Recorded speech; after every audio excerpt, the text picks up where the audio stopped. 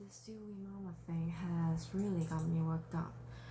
Rowley's getting all the credit for a comic that we came up with together.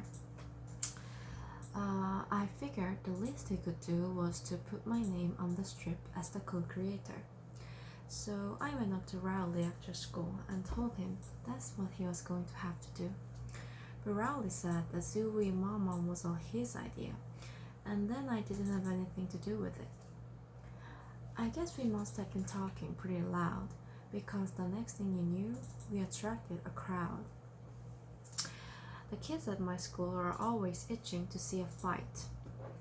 Me and Rowley tried to walk away, but those guys weren't going to let us go until they saw us through some punches. I've never been in a real fight before, so I didn't know how I was supposed to stand or hold my fists or anything. But you could tell Rowley didn't know what he was doing either, because he just started prancing around like a leprechaun. I was pretty sure I could take Rowley in a fight, but the thing that made me nervous was the fact that Rowley takes karate.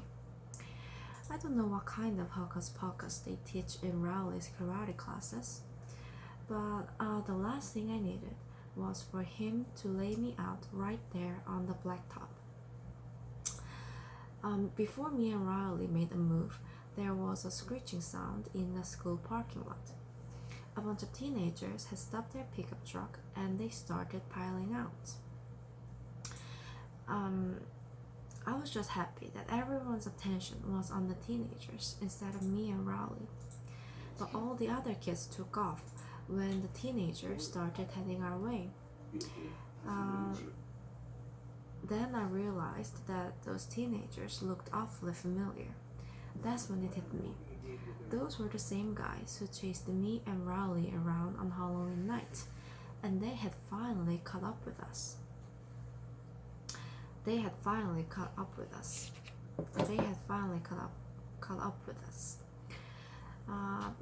Before we could make a run for it, we had our arms pinned behind our backs. Those guys wanted to teach us a lesson for taunting them on Halloween night, and they started arguing over what they should do with us. But to be honest with you, I was more concerned about something else. There was the cheese was only a few feet from where we were standing, and it was looking nastier than ever. The big kid must have caught my eye because the next thing I knew, he was looking at the cheese too, and I guess that gave him the idea he was looking for. Rowley got singled out first. The big kid grabbed Rowley and dragged him over to the cheese. And I don't want to say exactly what happened next, because if Rowley ever tries to run for president and someone finds out what they made him do, he won't have a chance.